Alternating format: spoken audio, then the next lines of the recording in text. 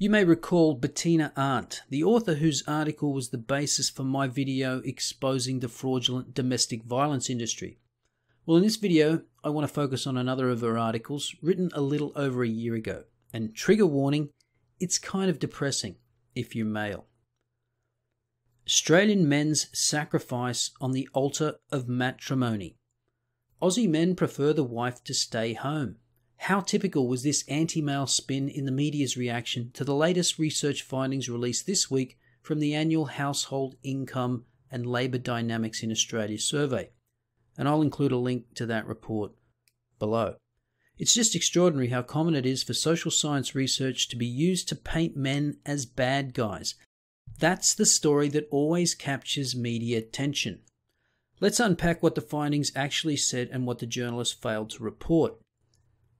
What Hilda found was men whose wives do paid work outside the home, both full-time and part-time, are less satisfied with their relationships than those whose partners do not work.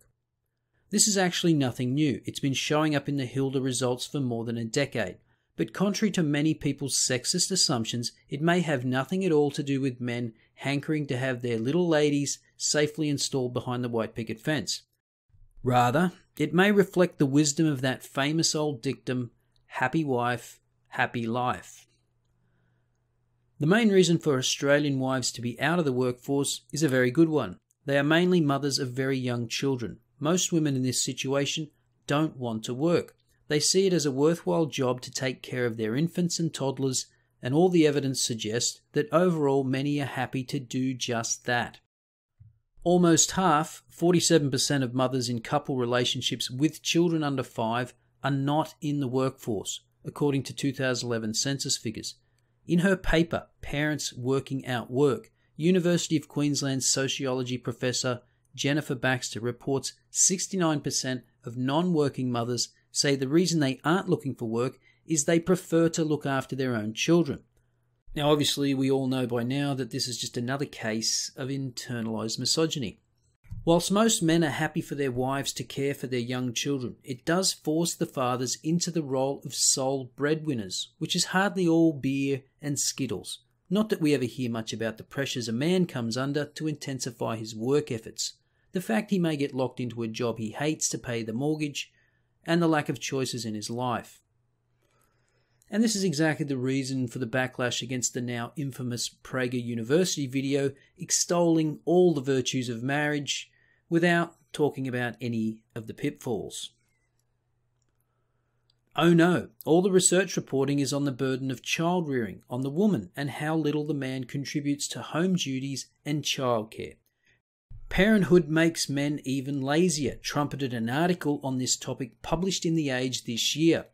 Men come off looking like a bunch of lazy, couch-lying, TV-watching sloths, Greg Jericho wrote for The Guardian Australia, selectively picking from last year's Hilda data comparing the total work done by men and women.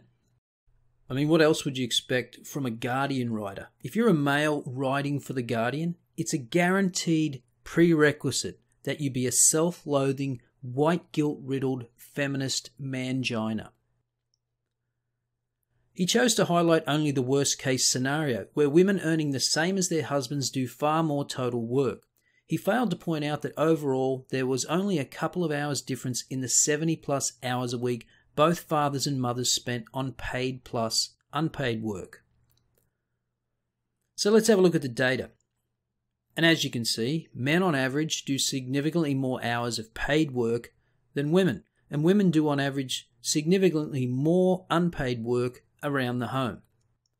Now, when you add both types of work together, you find that men do more total hours than women in 4 of the 7 categories shown here, and 2 of the 3 categories in which women do more total work are in the 65 and over category.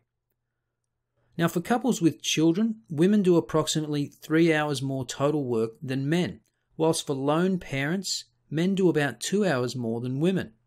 Now, we've all heard plenty of praise heaped on those brave single mothers that do it all, but it seems the dads do even more. But you'd never know that because you never hear about it. But you will hear this. I never, in all my years of interviewing, have ever heard a man say, you know, I just don't have the time. I just don't. I don't find a way to balance. You know why? Because they don't have to balance anything. Yes, yes. Sorry. And something else that's not discussed in this article is the idea that an hour of paid work is equivalent to unpaid work. Imagine a labourer who slugs it out for 45 hours a week, then comes home and does a total of 20 hours a week around the house. And his wife has a casual job for 25 hours a week and then does 45 hours at home. Are we supposed to believe that he's not pulling his weight, that he's a slacker because his wife does more total hours, even though none of the work she does, paid or unpaid, is nearly as labour intensive as what he does? Most men are pulling their weight, with the average Australian man working twice as many hours as his wife, even if he does less around the home. The problem for men is there's still no guarantee that will keep her happy, and a miserable wife is a very risky prospect indeed, as social research clearly demonstrates. It's the marriage where the woman is far less happy than her husband which is really at risk. Marriages can survive quite well if the man is the one who is more miserable, but unhappy wives call the shots, which accounts for the instability of marriages today, says Deakin University expert in well-being and economics Kahit Guven, who, with a group of international researchers, published a paper on the happiness gap. Using data from tens of thousands of relationships in 3 countries, they discovered that the bigger the difference in happiness of husbands and wives, the greater the risk of a breakup, but only when the husband was feeling better about life than was his wife.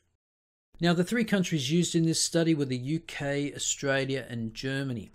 And here's the smoking gun from that paper that I'll link below.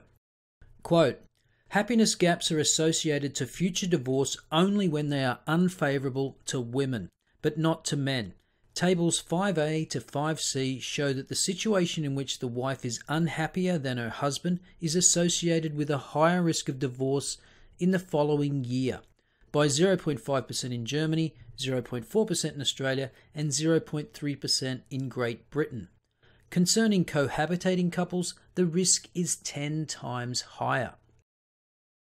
So men are generally okay if their wives are happier than they are. But some women are such self-centered narcissists that they can't stand the thought of their husbands being happier than them, so they have to bring them down to their level. Now notice that I said some women, not all. That accords with the advice from John Gottman, one of America's foremost researchers on marriage. He conducted a study tracking newlyweds, following up for 6 years to see which marriages were happy and stable and which ended in divorce. Gottman and his colleagues recorded their surprise at the outcome, which they summed up in this advice to men. If you want your marriage to last for a long time, just do what your wife says. Go ahead, give in to her. The marriages that did work all had one thing in common. The husband was willing to give in to the wife. We found that only those newlywed men who are accepting of influence from their wives are ending up in happy, stable marriages. So men know they can't afford to have unhappy wives. It affects their own happiness if their wives are miserable. But women can be pretty oblivious when hubby isn't doing so well, according to a study published last year by Rutgers University sociologists. This research, looking at 394 older couples married an average of 38.5 years, found the married men were a lot happier when their wives rated the marriage more highly, even if the men didn't see their marriages as so great. But it didn't make much difference to the women's happiness if the men rated their marriages highly. Women are the ones who drive the emotional climate of the relationship, says Deborah Carr, one of the researchers. As Gottman points out, it all speaks to the loss of power in marriage that men have experienced in the last 40 years. Marriage has become an increasingly risky prospect for men, given how tough it is for men to live up to women's high expectations, how easy it is for an unhappy woman to leave the marriage, and the high costs for men if that happens. Yep, I suspect there's a lot of males nodding their head along to those words. Perhaps the most powerful summing up of this changing deal comes from a female writer, a Canadian blogger, Girl Writes What? Oh, it's Karen Strawn. The Canadian divorcee writes provocative social commentary on social issues affecting men, including Good Men, Raw Deal, her take on recent trends in marriage. From a woman's perspective, marriage still provides significant benefits over single life. In fact, marriage as an enterprise has only improved for women since the 1950s. A woman now has the right to say no to sex with her husband. If he's abusive, she has an entire public sector industry itching to help her. If a woman decides she doesn't want to be married to that jerk who doesn't help with the dishes, has mummy issues, and leaves his dirty socks lying all over the place, well, she doesn't have to be. She won't be stigmatized, she won't be financially destroyed, and she won't lose her children. Her conclusion? For women, marriage is all benefit and zero risk, and that's why women are whining about men's reluctance to tie the knot. But for men, it's the other way around. No guaranteed benefit and the kind of risk an adrenaline junkie would eschew. Wow, that puts the last guy to shame. One of the big unanswered questions is whether men are noticing that marriage is a dud deal for them. Oh, I think they're starting to notice.